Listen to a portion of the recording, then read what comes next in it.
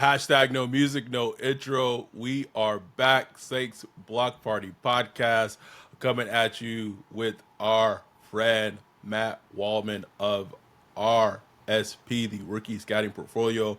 We had Matt on last year. I think it was post draft. And just before we even get to this, and don't even get into that, I just want to give Matt his flowers, talk about the rookie scouting portfolio, RSP. And I had decided that for this episode, which will go up next week.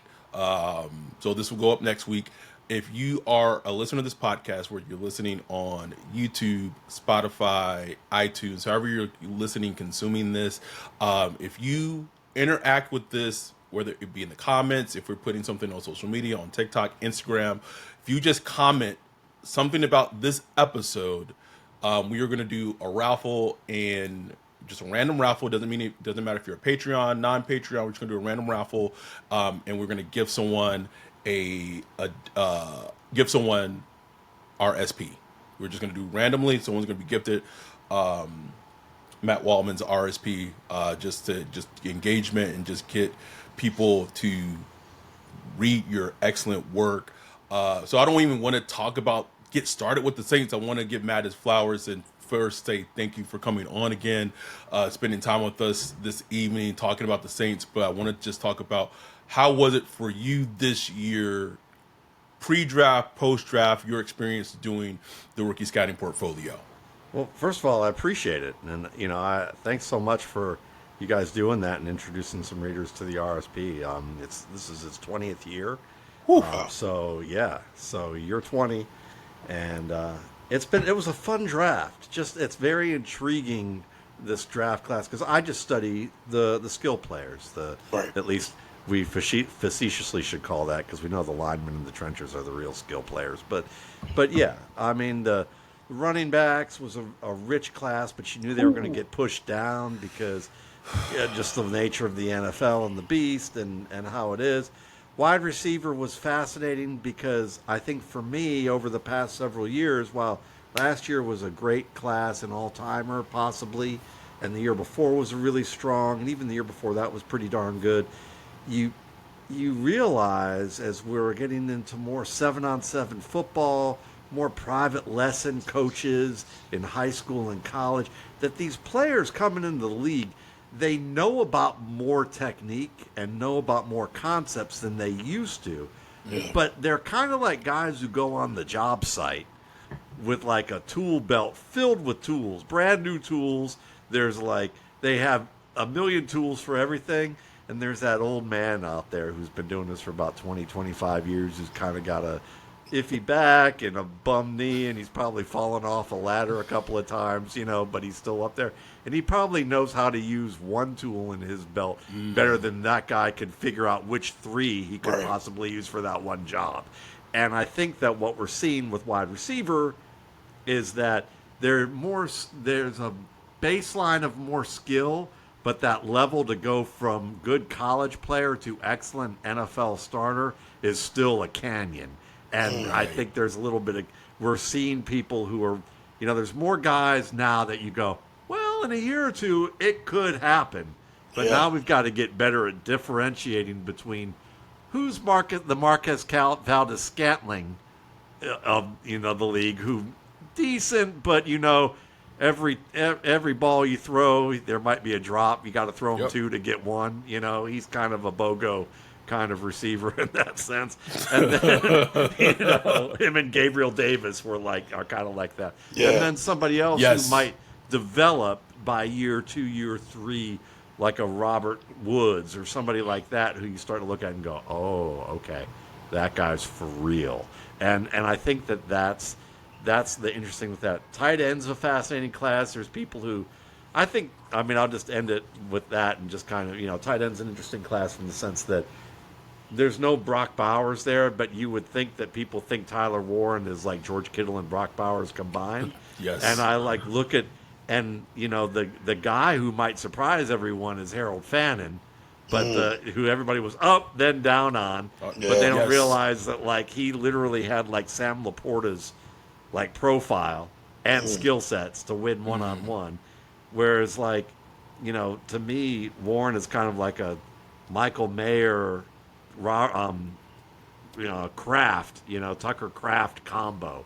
Like he can give you the zone looks. He Right. can win tight one-on-one, like in terms of contested catches, but winning one-on-one like Kittle and then being that great athlete. I mean, Penn State, love him or hate him, one of the things they love to do is hype up their players. Mike Gesicki was like the best athlete in the world, even though he's like a high-cut dude who moves well when his feet are still. But when he has to move his feet, he's running in sand. So he's good in zone and boundary plays.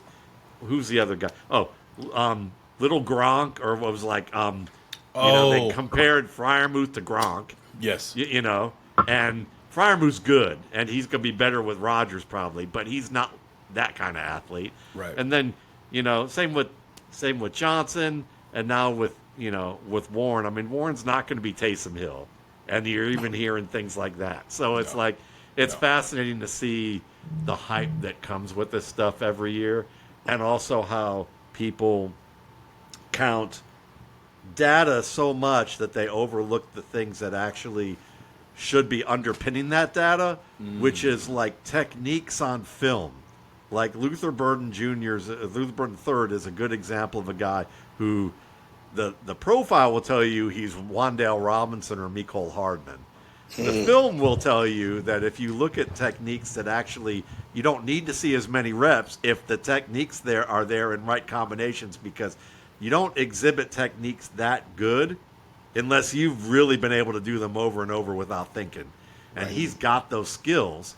So it's funny to see how we're seeing things where people count success rates and say, well, if we have enough sample rates, the data will include that. But if you don't have enough sample rates like Luther Burden, then the data doesn't show that necessarily. So those are kind of the fascinating things to me from this year that were kind of like just quick highlights from a broad perspective. It's funny. It's funny that you with the RSP, you focus on the skill position, and this was like the first draft that me and Adam we like dove into early. Like we were diving deep into it, like in November, because the Saints were trash. They were losing every game, so we're like, look, let's go head first into the draft. And once we started looking at it, we're like, man, there's some running backs in this draft, tight ends. Yeah, like all kind of flavors of wide receivers. It's like, man, no way the Saints don't leave this draft without like 3 or 4 juicy players, like 2 running backs, wide receiver, tight end. Lo and behold, what happens? Saints have 9 picks and like spend only 1 pick, like the 6th round pick on Devin Neal. Oh, well, nothing. They drafted the tight end from UCLA. And the UCLA tight end in the 7th round.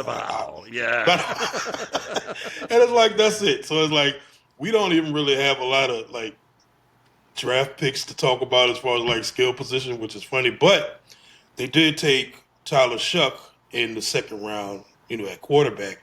I was curious, what was your kind of opinion on him from this draft going into it?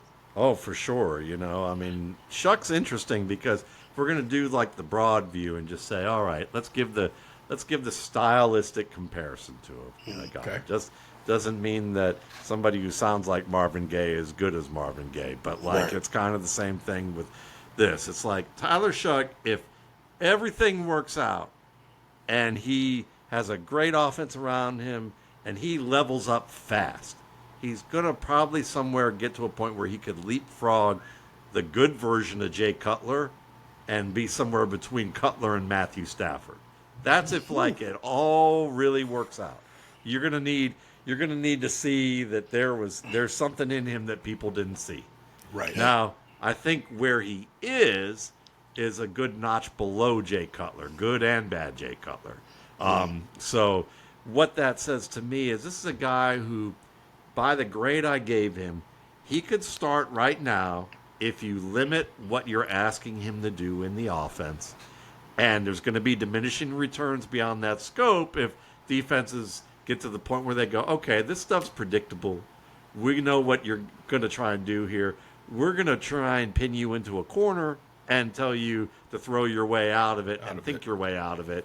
And that's where the trouble's going to start for him, at least until he shows that he can make those next adjustments. So to me, he's got that niche of fans who are like, they love the under-the-radar player. He has speed as a runner. He's got the big arm. He's got that Jake Cutler ability to throw on the move. And I think if you squint hard enough, you see some of that Jake Cutler going on. But the problem is that managing football is the big part of quarterbacking. And so you've got to be good in the red zone. You got to be good in the black zone. When pressure arrives that you don't expect, there's a difference between blitz and pressure. Yeah. And when, the blitz is they send an extra man. Pressure is when they don't send anybody extra and the offense broke down. Okay. Right. And so when you look at Shough, he's one of those guys that, I watched him, when you watched him, he had troubles with pressure, especially blindside pressure and the blitz. Like his game imploded when he didn't expect that, whereas other guys who were really top-end prospects tend to manage that better. And just to give you an example, I've been studying this over the offseason with pro players. I looked at guys like Kyler Murray, Jalen Hurts, Patrick Mahomes, Brock Purdy, Josh Allen, Joe Burrow, and then I looked at the three rookies, Caleb Williams, Jaden Daniels, and Bo Nix. And what was interesting is that, against the blitz, most guys complete about somewhere between 55 to 60% of their passes. It's lower than their overall completion percentage. Some guys are even way better than that, like Joe Burrow looked like he was like elite. Yeah, elite. Brock Purdy was pretty dang good too. So, which was interesting. But that's very interesting. Very interesting. Then with pressure, it's like below 50. Like most of the guys are below 50% with that range, and you would expect that. But if you're below 45%, something's gone wrong, and it's probably part of it's your offensive line. But Tyler Shough, when you watch him just at Texas Tech, he completed 42% of his passes against pressure, which is not a really strong number. He didn't have any touchdowns. He had 4 interceptions. So that was not great. When you look at Ryan's face right now, it's not great. He's got to get, it's kind of Kenny Pickett-esque in that sense that if he knows what's coming, he looks great. If it catches him by surprise, he just implodes. And so you're hoping that there's reasons for that so that he doesn't implode. Now, at the same time, you've got Spencer Rattler, and I will say I looked at his rates, and now it's, a little bit apples and oranges because we're looking at his rates in the NFL. Yeah. But his completion rate was 40%, and he had only 1 interception. So it wasn't much. It was a little worse, but again, still in that low-end range there. But, whereas like Jaden Daniels is at like 47%, even Caleb Williams with just such a messed up situation was at 45%. And then it was higher when Thomas Brown took over and just triaged the offense to make it legitimately, get rid of the stink that was basically Shane Waldron's concepts. So yeah, Shough gives you the arm. He gives you the athletic ability. When the blitz is coming and he can see it, he finds answers. When the answers aren't readily apparent and he gets in trouble, he implodes. Managing the game in the black zone and the red zone takes a little too many risks, tries to play a little too much hero ball. Yeah. His accuracy can wane. Yes. Those are things these are common things with a lot of young guys. So he's in that area where you say, maybe, but the odds are against it. And the interesting thing when you talk about Shough is that you say young but he's 26. But like in playing actual games, he is very young because he's only played like 2 actual seasons, even though he was in college for like 7 years. So like it's such a juxtaposition and contradiction when people talk about, and this is again, I think people when I want people to be sure when they listen to this, like I don't want people to like listen to this and think we're anti-Shough. Like no, we're not. Like he's drafted 40th overall. But what is very interesting to me, just as a person who loves football, who understands the game, with all those things that you talked about, you would think that you have Chris Olave, who one of his best traits is winning off the line of scrimmage, is getting open very quickly. Rashid Shaheed can do very similar things. And they have those they have both those abilities. Brandon Cook's older, but all three of those receivers have injury concerns, issues that have plagued them. They have not, finished the season healthy. You would think at some point, with whether it's Rattler, whether it's Shough, going back to kind of Ryan's point, it's like, man, like a tight end, like a bigger receiver. And I do know this. Our sources told us this. They really wanted to draft Isaac Tesla at the 7th overall pick. Detroit got wind of that, jumped the Saints, drafted them before they could. So they were going to draft a bigger receiver, to maybe go up and get it. They weren't able to, and so they have like one of the smallest receiver groups in the league. And so it'd be interesting to see if they add to that during training camp. They brought in Grave Davis for a visit. I know there was very, very, very lukewarm mutual interest between them and Keenan Allen. So who knows if that comes to pass.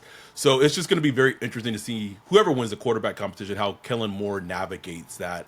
But being that those are the worries and concerns when it comes to Tyler Shough, it does make sense why they went out and drafted a player like Kelvin Banks Jr. at 9 overall for left tackle. You move Trevor Penning to left guard. You'll see how that is, because you're trying to fortify the offensive line. So not saying that pressure is not going to be an issue, because every offensive line, no matter how good it is going to, but like it minimizes the amount of pressure as much as possible throughout the game for the Saints going forward. No, without a doubt. I mean, you certainly want to, with the issues they had with Trevor Penning the past couple of years, and having so much hopes pinned on him, and it not working out with your veteran quarterback, and a new system and everything in place. I mean, a couple of years ago, it seemed like the Saints were poised to take this division, like at least on paper. You look at it and go, on paper, you can look at it and go, okay, Derek Carr's never really had great protection. He's got an all-pro in Kamara.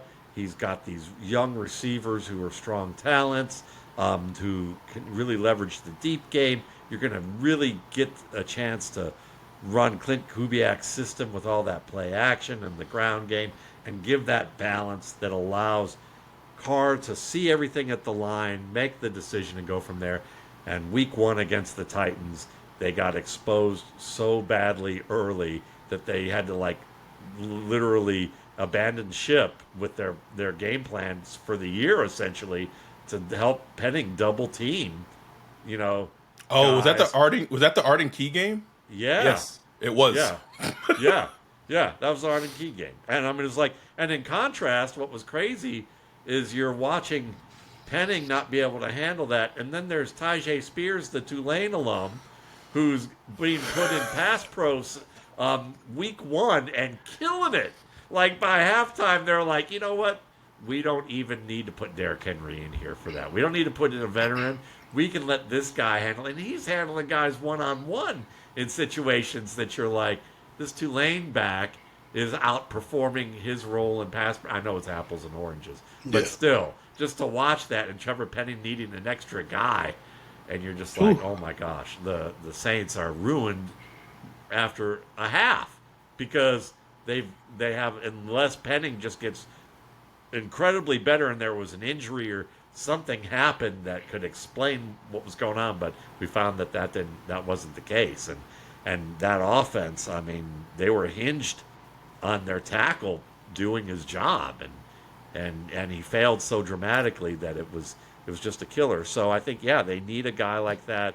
And you would think, I guess they're counting on the idea that Devin Neal in the 6th round is a good value for them, and that he can develop into an all-around player who could eventually maybe take over for Kamara, or at least be a committee back with Kamara, with another back that they take earlier in the coming years.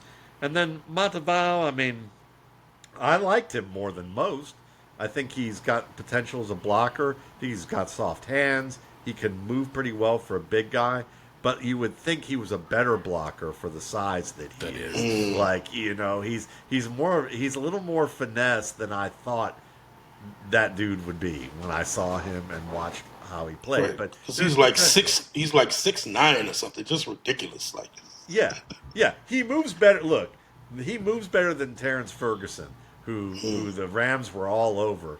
yeah. But he moves better than that, and he could develop into a nice contributor. But I don't think he has that special athletic ability.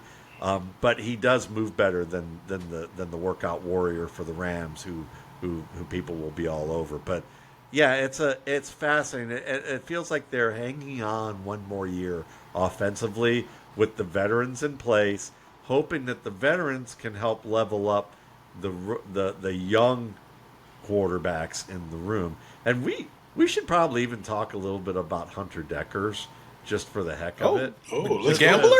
Yeah, the gambler. I watched him. I didn't watch him from my book because he was the last player I went to look at before I was really going to finish writing up the quarterback chapter. And it was in March when I finally got a chance to see him from just old games, the Iowa games, Right. Iowa State games. And, listen, big arm, good athlete, he can move.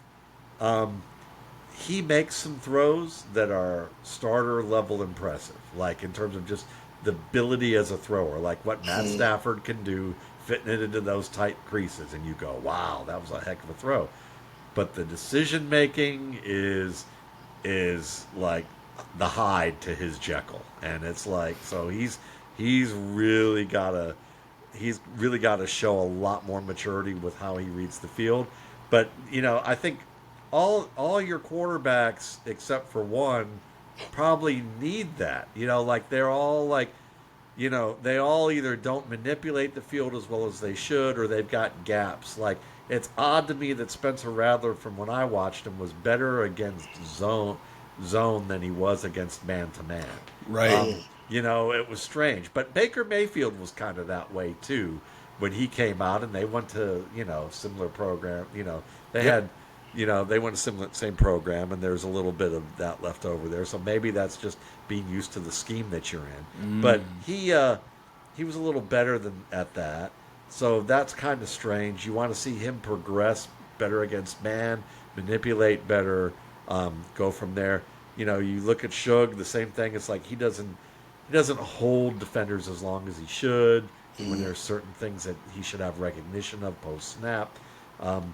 And then Dekkers, the same thing to an even greater degree. He's like, I would say Dekkers has maybe as much upside as Shough, but a much lower floor.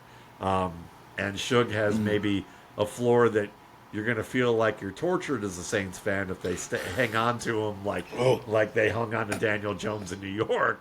But he has as high of the ceiling for you guys to work out, So it's like, I know you don't want that, but I mean, I'm just saying it's what I see. I could be wrong, but we'll see how that goes. And then you got Hainer, who we've talked about last time, who doesn't have that athletic talent as an arm talent, but there's some things there with his game that are fascinating if he could somehow earn enough reps. But in an NFL where they value the big body, the big arm, and the athletic ability, ain't gonna happen. Ain't gonna happen. Yeah.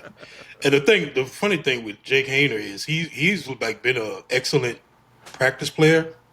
Like, he always turns heads at practice, just functions well. But when he has gotten chances to get in games, it's like, what is going on here? It just hadn't shown up. Whereas Rattler, when literally thrown into the fire, it wasn't perfect, but you kind of saw something. You know what I'm saying? And Rattler's so fascinating because, like, when I pull all these like advanced statistics and stuff, he's horrible in all of them. Like his statistics are horrible from last year. But I just can't shake what I saw with my own eyes because I know what he was playing with. He was playing with the third preseason game. He was playing with that type of roster against playoff teams. Like literally no starting wide receivers, no starting offensive linemen, no starting running backs, and he has to play like playoff teams with this, and like as a rookie. And so just some of the glimpses I saw that he showed, was positive. Like, does that mean he was going to turn out to be a really good quarterback? I have no idea, but he did show glimpses, and it's kind of hard to disassociate the statistics that we look at versus like what I actually saw with my own eyes. No, I think it's great analysis, and it's true. I mean, you look at in your division, you look at Bryce Young. I remember coming on the show after the first month of last season, and they were like, "What do you think?" I said, he's a good player. He's just not comfortable right now." But if they're benching him that and they intend to bring him back, which is what they said, that's a good sign because this kid has the skills. And when he came back and what he did to Steve Spagnuolo's defense in was that amazing. near win against Kansas City, and yeah. moving forward, he was fantastic. He looked everything like the player that they thought they were drafting when they drafted 2 years ago. Yeah. Mm-hmm. So You could actually see like the switch. It was amazing Yes. to see. Like, this is what we've been looking for. Like, I mean, unbelievable. started against the Saints. Shout out Dennis Allen. But I mean, it's like musical performance. Quarterback is a stage performance craft because there's all, and it's like music because there's all this theory in terms of like you could talk about music in terms of theory, in terms of notes and chords and rhythm. And, Gotta go play it. Everything like that, and that's fine. And when you're an improviser, certainly that's very helpful, especially when you get into different mediums of improvisation. But at the same time, like you said, Adam, it's like you got to hear it. You got to hear the music. If you can't hear it, it doesn't matter how much theory you know. Right. Yeah. But if you can hear it, if you can hear it, you could be. And I hate to use this example, but it doesn't. We're compartmentalizing the player. Brett Favre didn't know any theory about football until about the second year, but he could hear the music. Right. And when he screwed up, he had enough onstage ability to mask the screw ups enough or to limit them in a way that he could continue playing through them, and you forgot about him. Or if you did remember him, you were just that nitpicky person who people hate to listen to music with. Because you're not enjoying the moment and you're breaking it down too much. When at the end of the day, you're like, wow, that was amazing, even with this or that. When somebody goes, oh, well, he really meant to do this. He meant to play this over the A7 chord. Okay, I don't care. It still sounded good. That's where maybe Rattler is. Maybe Rattler's at a point, just like Bryce Young, where, with Bryce, and opposite to Bryce Young. With Bryce Young, he came onto the stage and he froze. He overthought. He was trying too hard, and and he wasn't playing with the music, and he overthought. Everything was a slow reaction, a step late. He was stiff. He just didn't seem like he was in the flow because it's a flow state. Athletic ability, athletic endeavors are flow state. You play as if it's instinctive, but it's really learned information and practice to the point of instinct. But it's not quite as instinctual as people think. Right. And I think that Young had to learn, for whatever reason, he was one of those guys that had to relax a little bit and go, okay, I know how to play this game. Stop thinking so much. And I think that happened for him. Whereas maybe with Rattler, maybe it's he's leading with the feel, and you see the moments of the feel, but now he's got to go, I got to go back in the offseason, and I got to start translating the things they're showing me to what's going on here. We'll see if he can do that. And with Shough, it's kind of I think that's where it's like things pop out, and he's like, oh no. So it's, a good example is a guy I brought up, Brock Purdy. Brock Purdy, I asked a couple of musicians. There's a guy I met about 2 years ago at a festival through a friend of mine. He plays with the band Los Lobos. And they were football fans, and I play the saxophone, so I'm a music fan. So we were like at Washington Park, New York, playing speed chess with the clock, where it's like we agreed we're going to take turns. 5 minutes of football stuff, 5 minutes of music stuff. And we're like, so we were, at one point we talked about Purdy, and we were talking about him as a performer, and they said, well, the way you describe Purdy and why he leveled up so fast because the talent was there, but maybe with another team it wouldn't have been good, makes total sense. Because if you're a musician and you get to play with seasoned pros, like guys you'd see down in New Orleans who've been playing for years and years, and you play with a rhythm section from New Orleans, and you're a young kid who's just getting started, but you've got good skills, but you just haven't had a lot of performance experience. If you don't have to overthink your role or overthink other people's roles because you're used to playing with kids who are like, yeah, he's pretty good, but I know that he's going to get behind the beat here. I know that when we play this type of a rhythm, he loses a beat, or this happens, or the piano player gets too busy and then it screws everybody up. And these things happen that people don't always notice. But when we're either the 49ers with their equivalent of a veteran rhythm section, you're not having to worry about what the wide receiver's doing or what the tackle's doing or have to overcompensate anything. You just do your thing and it flows. And now because you've had that expectation that things are going to be the way they're supposed to be and you just do your job, now you're getting all this positive reinforcement that's coming faster and you're not overthinking. But when you're on the Saints when you're on the Saints or another team where you're worried about the tackle, or you're Caleb Williams and your whole offensive line is trash, and you're getting sacked 54% of the time against blitzes, which is unheard of, because they're asking him to drop 5 and 7 steps on the plays where they actually told him how deep the drops should be, because they weren't always matching drops with the routes. Can you believe that? They actually didn't tell him on a lot of install plays, just get back there in time to throw this. So he's having to figure that out. Has no veteran in the quarterback room to talk with him, watch film with him. Nothing like that. And they have no offensive line, and they're giving him deep drops. Yeah, that's gonna. I don't care whether you're Jaden Daniels or Caleb Williams. You're not going to avoid that at all. And that's the thing. Now you start overthinking. Yep. Because you're trying to do what somebody else's job, and this is what happens in the NFL too much. So the risk for the Saints is we need to get Kelvin Banks in here because we know that we need to have a guy who can do his job, so our quarterback can do his job. We've got receivers who are going to be where they're supposed to be. They may be older, but for right now, the fire isn't there. The fire is in the offensive line, especially the tackle position. We're moving Penning inside. He'll be better at guard, we hope, and then that will put us in a position where we can stabilize things and give a figurehead of our offense a chance to learn, and maybe he'll level up fast enough that we've got a future with him.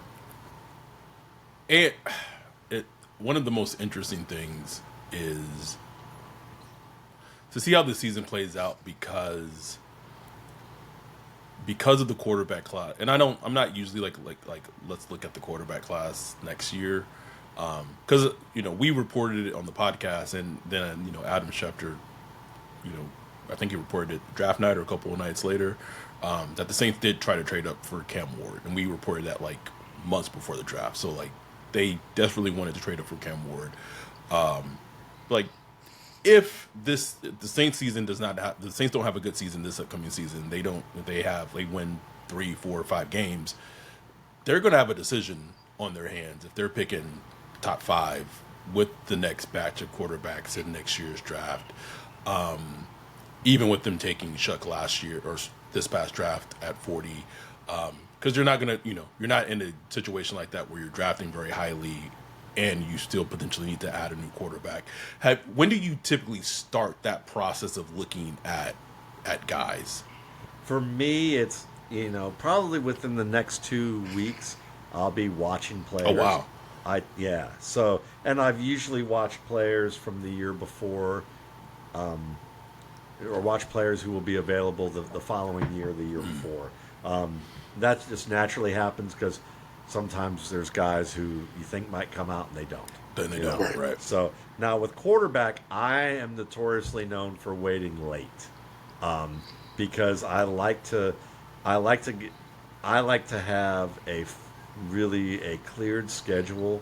So because I chart so much with quarterbacks, it's kind of ridiculous. Like I have literally over like 100 criteria points of what I grade that are defined, and then in addition to that, I chart accuracy based on whether it's what I define as pinpoint, what I define as generally accurate, but that means the receiver had to work at it outside what the route or the coverage would demand him to work at.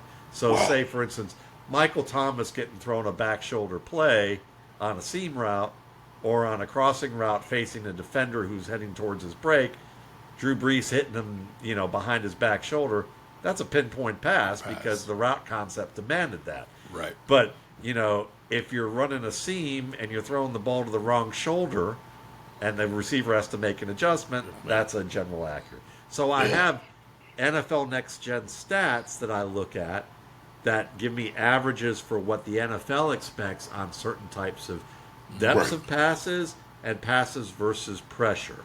And then I chart whether it was accurate, pinpoint or generally accurate, and whether the placement and the velocity were good for multiple ranges of the field. It literally looks like I'm looking at a maze on my on my Excel checklist where I grade all this so that I give you like an idea of, and while it's a small sample size, it still gives you an idea because I look at 8 to 10 games of these Right. players most of the time. And I'll watch more, but I grade only that many. Gotcha. And so I'll look at that and I'll look at the grades and see what the NFL standard is. But that takes a lot of time, so it can Oh, take me yeah. all day to go through like 2 games of a quarterback, and so I'll start watching some like mid-season, and work my way through. But like, there's a month where literally I'm working probably a good 16, 18 hours a day, and it's just Jesus. devoted to quarterbacks, and I'm only watching like 18 to 20 at most. And Depending you on how many doing there all that watching some Hunter Dekkers? are. That's why Buy I the watch it. RSP. Like That's people why- go buy the RSP. Yeah, Please. That's why. But, Please. and if you think it's overkill, I'll just put it to you this way. I'm bragging, but it's a plug for why you guys have me on. Is that I've done consulting for quarterback coaches, guys who work with these guys in the off season, pre-draft, like Anthony Richardson and Caleb Williams and Brock Purdy. The coach for all of them. The first guy I worked with him was with Brock Purdy. And Wow. and from grading this stuff, I had a write up back in like December that I gave him an early preview scouting report and showed some plays where I said, these are some plays that I think for Brock, he was thinking this is what happened, and he decided to do A instead of B or whatever. And I had like about a dozen plays as examples of things that I wanted to show him extra. And about 3 months later, it was around March, I guess, probably. I asked Will Hewlett, the quarterback coach for these guys, and he's been in this industry for a long time, working with a ton of folks. And he said to me, I said, how'd it go? And he goes, it went great. He said, Brock's a very interesting guy. He one of the things he did that nobody ever said to me before was, listen, just in our introductory interview, he said, listen, I want you to don't spare my feelings about anything. Tell me exactly what I need to know, and you can be as blunt as you need to be, because I know where I'm getting drafted, if I'm getting drafted at all. That's why I hired you, because I know that you've got a reputation for being that guy who helps guys who probably have the skills to get drafted, but don't have the stats and the profile to necessarily easily be drafted. And so you're going to help me there, and I just want to get better overall. So I'm not going to get better if you don't show me. So they went through tape, and he had the notes that I had and had prepared them for his own thing to watch tape with them. And he said, Matt, he goes, there were a number of plays that he said out loud what he was thinking that was verbatim. to what you wrote down. Wow. Yeah. So I was like, and he said it was eerie. So, I'm not going to get them all right. Certainly Right. not. I mean, this is a tough industry to do. Whew. Quarterback's the toughest sport. But, So if tough. but it's but I do all this stuff because it helps people who are doing their thing. Let me ask you, like, just going back at some of the charting and scouting that you've done with the quarterbacks, how has it kind of turned out? Like, as far as like the results of where you had guys sort of graded, as prospects to 2, 3 years down the line in the NFL. Sure. How do you think it's adding up? I think it's been very good so far. It's what I've become known for. I mean, in a lot of ways. We can go back to Jared Goff. When people were talking about Jared Goff as a top prospect, and then the Saints camp, I mean the Rams camp were like, well, he's got such a long way to go. We're worried about where he's going to be, and now Sean McVay's come in and basically calling the plays for him in the headset and making changes, and he might as well just be howdy doody with strings to Sean McVay.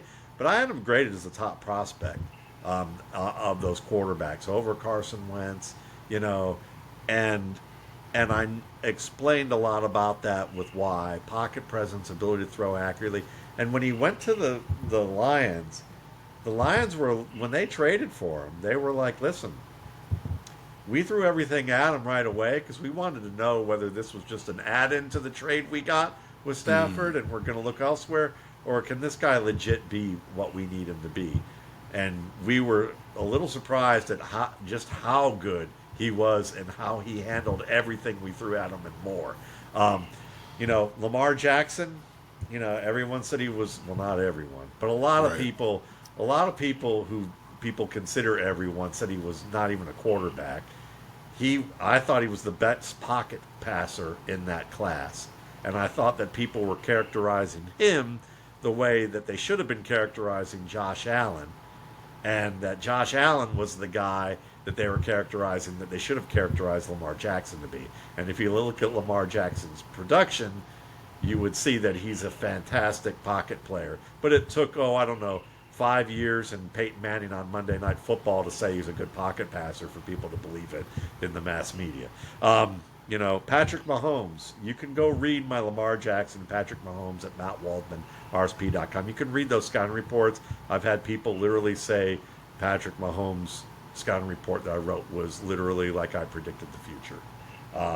Him right there too. Him right there Yep, too. and I literally got an email from someone who was working at LSU's. He was LSU's team manager during the Joe Burrow years. Joe Burrow year, Oh, yeah. a fantastic year. Yeah. And he wrote me from the combine a long overdue thank you, saying that it helped what I do on YouTube videos showing people the game helped him learn enough that he was the first guy LSU ever hired who didn't play football to be in the role that he's in. Oh, And wow. that he was reminded of me at the combine because two guys he overheard were talking about me and giving me my flowers, I guess. And he reminded him to thank me about what he got. I said, do you mind telling me who the two guys were? He said, yeah, they were a couple of Chief scouts, and one of them said this was Matt Mahomes' first year as a starter, and one of them said if I ever meet him, I'm giving him a hug. So those are guys that are good examples. Certainly, who else would be on that list? Guys that I identified that I felt like would struggle: Kenny Pickett, Desmond Ritter. Yeah. Malik Willis, and while I think Malik has done a good job getting on the path towards a rehab with his career, certainly guys like that were there. Who would be other examples of players that, those are ones that like literally, Bo Nix. I had Bo Nix. I thought he was the third best quarterback in this class and the safest one to start this year. Other than Caleb Williams, and I said that about Caleb. I said, Caleb's going to a disaster, but he'll survive it. And it may not look good year one, but he'll be the only quarterback I think that could survive that craziness that he's about to go to. And And Bo Nix, to me, I said was better than what people thought. And Yes. you're going to see a guy who manages the game really well. And he's gonna be a guy that Auburn did him no favors. None. You know, and he was better than just the system quarterback people talked about it at Auburn. Baker Mayfield, I said this is a guy who could be a good quarterback, but he's going to need a few years, and he's going to be like a Pro Bowl Jeff Garcia, surround him with great talent. That's a great That's comp. a real good one. And he's going to be really good. But if you're going to ask him to carry your team in the playoffs in the pivotal moments, he's that guy you got to worry about. Yeah. And Cleveland Browns, which was my team growing up, you know, I told the Cleveland Browns network this after year one, after their excitement, and I was like, you know, listen, I hope I'm wrong, but this is someone who's probably going to get you help with his team, help you get to the deep into the playoffs, and then when they really need him to make those 2 to 3 plays per game that make a difference, he's not going to make them. And that team's going to feel like they stalled out inside the 5 of their season. I guess my question is, has Baker Mayfield changed? He's climbing better in the pocket. I will say that. The game that really like solidified what he was like as a college athlete was the Georgia game in the Rose Bowl, where in the first half he was ripping apart Georgia, who was playing zone. Okay? And then Georgia said, you know what? We're going to rush the pocket on either side and get the edges really high and make him climb against man-to-man coverage and make him throw on time against man. He couldn't throw on time. He might have completed passes, but these were passes that you projected the NFL, didn't throw on time, and he fell apart in the second half of that game. And that was his problem for much of his time in the NFL, is that he would not climb. He would back away from pressure or try and get outside the pocket.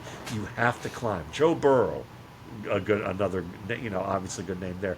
But I mean, he's climbing more, and that's making a difference because now because Kyler Murray's a great example of a guy who I probably pick on more than anybody in this industry. Back door. Yes, Yeah. Kyler Murray can climb a pocket. He most of the time refuses not to, and he can't make efficient plays because of that. He's making guys reroute. He's opened himself up to pressure where there was none, and now he makes all these great highlight plays. Like you probably pick 10 to 15 highlight plays he makes in the season, but you know how many times he's supported more than 2 top 24 statistical producing receivers and or tight ends in the same season? Once in 7 years. Ooh. Once he has not supported only one guy. So he distributes it a lot in checkdowns, or runs a lot, or he's only leaning on one guy. Trey McBride was that one guy. Marvin Harrison Jr. was ranked 37th or 38th among receivers, and when you look at it from those types of yardage things, from say you can use fantasy football as an example, but that's an example of a guy who, if he played more efficiently, he'd have quicker answers, and it wouldn't. But he's playing hero ball. It's like he's like I this is an old reference, and Wolf, I ain't saying you're old, but you got a little more gray in your beard like me, or not like me, but you're getting there. But I remember Adrian Dantley, the forward in the NBA, who was in the 70s and 80s. He was an unbelievable scorer. But the joke is that he was a black hole. You put the ball into his hands, and it wasn't coming back out. Wasn't passing. And sometimes to the detriment of the team. And I think that Kyler Murray is like the Adrian Dantley of the NFL. Oof. That's funny. The last one that I had, I know we spoke a lot about the Saints offense. Thoughts of Brandon Staley coming back after his time, Chargers head coach, that didn't work out. Spent that year in San Francisco, but not defensively. I think he spent it on the offensive side of the ball. But he's trying to build his name back up and rehab his image, being the defensive coordinator for the Saints. Doesn't have a ton, like doesn't have like maybe a ton to work with on the defensive side of the ball. So it may be an uphill climb, but because I know the offense is like the key, but like to me, if this team is going to be any sense of like decent, like that defense can't regress any more than it did last season. Yeah, that's for sure. And this is also a team that's kind of hanging on with their veterans, and you've got Yep. some good veterans, and you're hoping Hanging. that can happen. I mean, certainly, you can look in the back end and say Tyrann Mathieu can give you certain things and certain looks that are nice. Alontae Taylor's, got some skills that are fun to see. Pete Warner certainly, in mid-career form, but he's that guy that might be the one player you're looking at that's going, we need like 4 more players of his skill level at his age to be like feeling really good about this defense. Because otherwise you got Demario Davis, who's old, but like what he does well, but he's still pretty old. Young's hoping to rebound and be the guy they thought he would be. And then of course you got the stalwart Cam Jordan, So I mean, this is a team that has a lot of holes that they could fill, on that end. But to Staley's, when we look at Staley, it's always interesting that the NFL hires guys to be something that they are not yet or have not yet proven. It's the idea is, well, if you're a good coordinator, that makes you a good head coach. Right. But good coordinators don't have to delegate nearly like head coaches do. Completely different jobs. Yeah. They don't have to be front facing to the media on a regular basis. They don't have to deal with players in the way that they have to in the role of a head coach. They don't have to deal with GMs, and they don't have to deal with owners. And those are 2 big headaches right there if they're micromanaging executives, which you look in corporate America or any job, when you have a micromanaging boss or boss's boss who micromanages over your boss and is just like nitpicking things that don't matter, but they're the boss, so they want you to do something that's completely insanely stupid, and it's going to completely take away from your day of getting the things done that your boss wants you to do. That's fun. Look at Cleveland. That kind of thing tends to happen. The owners want things to make a splash. So Staley doesn't have to deal with that anymore. Right. So he can get back to doing what he does best, what made him a coaching candidate in the first place. So, sometimes that's a really good thing. Yeah. And so maybe he can take the lessons that he learned and be a better coach in how he deals with people and how he deals with players and what he needs to do with scheme, because he understands the bigger picture maybe a little bit more, so that he can help find solutions for his coaches who are in the middle of that kind of political stuff. Last one I got for you. I'm gonna name a couple of the running backs that the Saints have, because they have like how many? Adam, like 7 running backs right now. 7 not named AK. Like 7 not named Alvin Kamara. So when we one of the questions is like, who is going to be running back 2? Because they got a bunch of guys, but so you got Kendre Miller, who's been talented guy, but rarely on the field, hasn't really been a professional inside the building. You got Devin Neal, who they drafted in the 6th round. You got Marcus Yarns. You got who else? We got Clyde Edwards-Helaire. Cam Akers, who they just signed. Cam Akers, Vallis Jones. Yeah. Vallis Jones, Zazavian Valladay. Yeah. A person who we just learned about. Like, I'm like, who is this guy? Who is Zazavian? And he's been, shining at minicamp for whatever that means. So do you have any thoughts of those names that I just mentioned? Like, absolutely. I'll give you quick hitters on all these guys. Let's start with Vallis Jones, because the joke is that there's a popular podcast with the Bears that I was on draft day when that came on, and they have me on as a frequent guest, and they go, and I said, well, if you like guys who drop the ball a lot, who can only really play, punt returner, but you're going to draft him like he's an early round receiver, then great, you've got your guy. Velus, quick. Velus Jones was one of the few players, like when they signed him, I had to look up, and all I saw was like lowlights on YouTube. Like I never saw a guy with so many lowlights. Velus is what you'd call a gadget player. When people, he's one of those guys that if you can get the ball in his hands in space, he might do great work for you. But those are schemed up plays that you can only have a handful of them in every game. So how much volume and reliability are you really going to get out of that if it even works? So yeah, we're going to say he's a special teams guy at best. And if they like his speed and athletic ability, then you know who you're talking to in the Saints room might be overvaluing certain traits out of guys at running back. Clyde Edwards-Helaire, local hero in a sense. I always looked at him. Obviously a good route runner, good pass catcher. In his prime, very quick. You wonder with the PTSD that he was going through, with some of the things off the field and the injuries that he had, you wonder how much he's really had left. So can he be a role player maybe on the team in certain situations?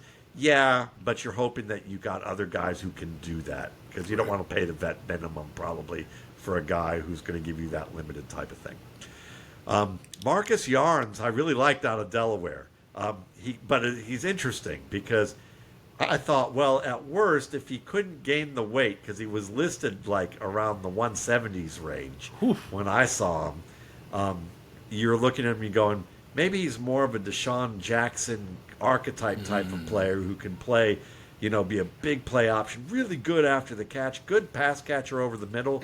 But now you see him at 190 and you go, okay, that gets kind of interesting that he can stay as a running back. He had good decision making. He has good feet, maybe a little bit of an Eric Metcalf type of guy, DK's uncle, in the sense who played with the Browns and whose dad, Terry, played with the St. Louis Cardinals. Like, he's quick. He's one of those guys that you hope you can sneak onto the practice squad, and he could be maybe he can be your Velus Jones and Clyde Edwards-Helaire combined with some promise as a runner. If he can translate quickly to the things they ask of him in the summer. Xavier Valaday's out of Arizona State, and he's bounced around a number of teams. Right. I liked him coming out. He's a really good pass receiver. He's quick. He has skills to be able to work between the tackles. He has a good feel for running the football in tight spaces. He's got good acceleration. He's just not a big dude. Everyone likes the running backs who are over 215 to be a bell cow, and they want unbelievable speedsters if they're under 210. He's neither. So he's a shifty, smart player who's just good enough to make rosters or practice squads, but because he doesn't have what I joke is the athletic cleavage to get the attention of NFL owners and GMs and decision makers. I know. Tuned in. Yeah, exactly. They don't get too tuned in. So that's the problem. But he's a good player. So if he's making noise in training camp or in camp right now, that's nice. In games, you're going to need to see him break off some big plays to convince coaches that go, so that they can make the classic phrase they did of Terrell Davis. He's faster than he's timed. He's right. Which is basically mean that he's really tuned in and on top of everything. So there's that. Cam Akers is the Vikings. The Vikings took him in after Sean McVay and him had their outs. After that season, he came back from the Achilles and looked fantastic in the second half of the season. Looked like the guy who was supposed to be out at Florida State. And then he just literally lost his job in the first half of a game where Sean, and probably whatever was going on behind that, where McVay was like, I prefer Kyron Williams. And they stuck with Kyron Williams, and Akers wound up in Minnesota. Minnesota used him as a reserve, and he could contribute and play reasonably well. They liked what he did, and they liked him. Went to Houston, and then they traded him back to Minnesota. Right. So, he can catch. He is a powerful runner. If he can if the Achilles is healthy enough that he can not just look good at the beginning of the season, but continue to play at a high level of athletic ability after taking a beating. Because sometimes after a major injury like that, after a lot of rest, you play well. But as trainers have talked with me about, sometimes, after the baseball bat's been taken to your leg multiple times in several weeks, you don't recover as fast after those injuries. So that's the issue with him. But they're using him as a hedge for Neal and Miller. I think that's what's going on. Is they're like, if we got to get somebody to be behind Kamara, we can roll with Akers a little bit. We know what we got there. Neal's that guy that smart runner with what he does, catches the ball well, decent size, decent burst, gliding kind of runner. But you wonder, like, he ran a lot of gap plays at Kansas. Like, it's all tons. Like toss, pitch, outside, and occasionally saw him inside. And I think he can develop into a good inside runner, but you saw a lot on the outside there with him. So he might need a year for you to really feel comfortable with him, but we'll see. With running backs, coaches even tell you, we don't really know until we get them into game tape situations because in practice, it's totally different. Miller, like you said, Wolf, listen, unbelievably talented, smooth, great bend, good acceleration, can catch the ball, power, contact balance. He should be one of the best young backs in the league right now. And this is what happens sometimes, is guys come in, and I don't know the whole story. You guys probably know way more than I do, but my guess would be is he's like some guys who thought they made it because they're getting paid now, and they didn't have to work unbelievably hard in college to do what they did because they were that top 1%. And when they face guys who were equal to them, maybe, there's only one or two guys like that developed to that point every year in a game that they faced. And if they got shown up a little bit here and there, they still put up great stats, so it didn't matter. But now they're on a team where the defensive tackles, who are like 330 pounds, are just as quick as he is in the first 5 yards. And suddenly now you got to work harder. You got to be on point with your assignments. Blocking actually matters.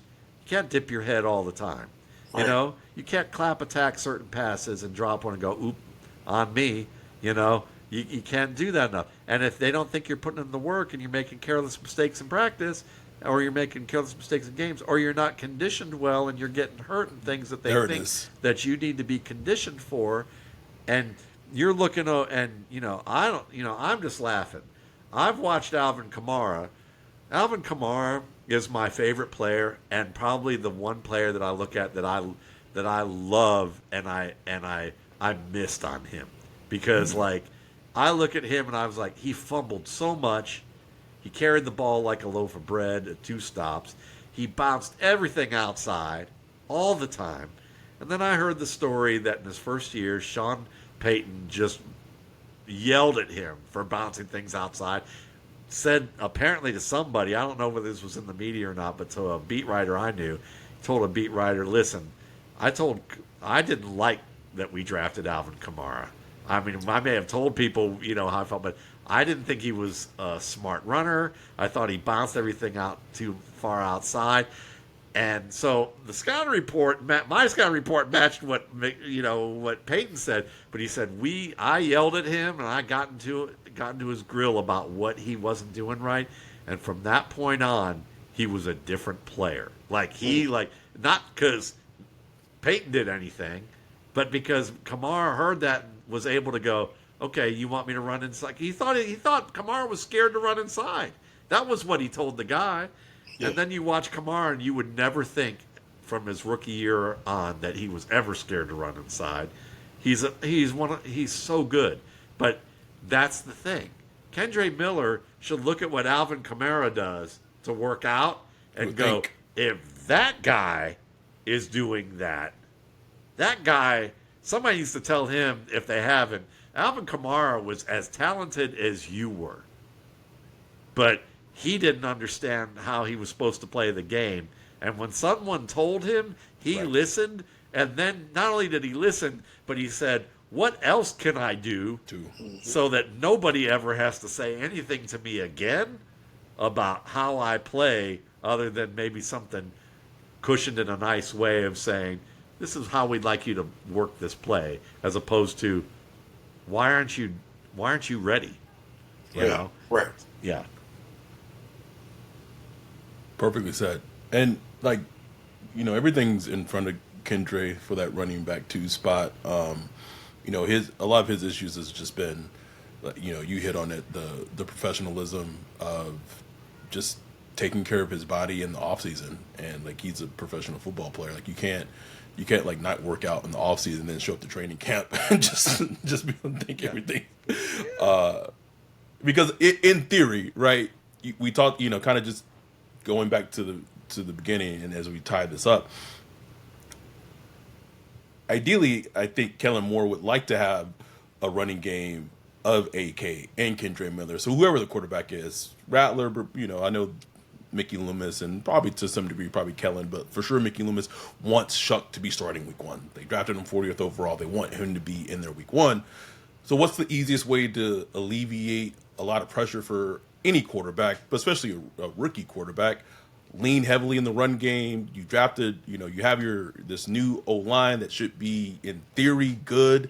Lean on that run game with AK, lean on that run game with Kendre Miller, and then when you have to throw, not on third down, but like when there's an opportunity for when there's any throw, then Shough would throw, and you can squint and see like, okay, this is how this would make sense, right? So we're not putting Shough in situations where he has to go out there and throw 25 to 30 plus times a game because that's not a strong suit, blah blah blah.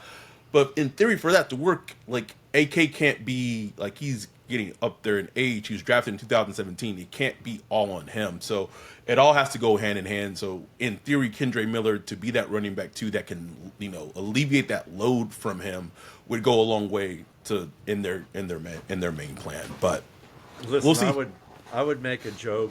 I'll make this joke, and I love Dante Pettis coming out of school, but I didn't. Me too. I did too. What I didn't know that he was like Kendre Miller in terms of how he approached the game. And I don't know if maybe it's not the exact same characterization, but I would say maybe Dante Pettis is one of those guys that when people say they don't love the game the way they need to become the way they should, there's some truth to that. Sometimes people say that, like scouts say that about Arian Foster, and really the reason they said it was because he was a philosophy major, which right. is dumb. All right, but when Kyle Shanahan says in year 2, Dante Pettis has the talent to be one of the absolute best receivers in the NFL, and here we are, Dante Pettis and Kendre Miller better not be next to each other in the locker room. Oh boy.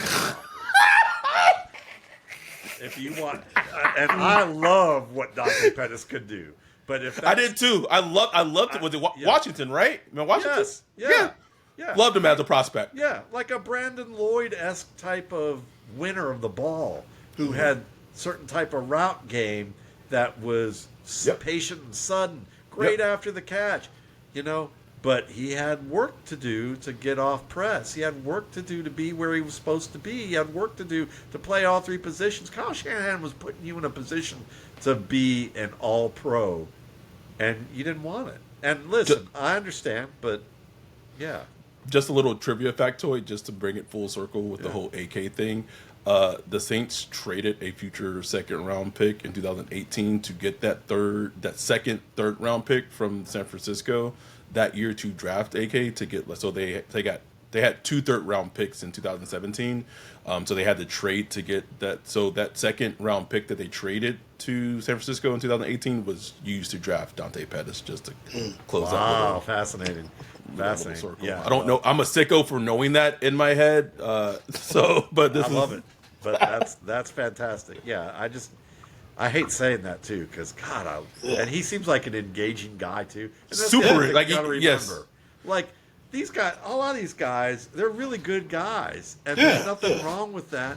And listen, if you're happy being a reserve, making a good bit of money, where you don't have to play a lot, well, if it helps your team on some level, that's great. But it's just, when you're someone who watches someone, you know what they could be if they Yeah. really wanted to be. Right. It's a different story. You go Right. and you watch the route Pettis runs week 17 against the Bucks that he scored a touchdown against that Rattler threw to him.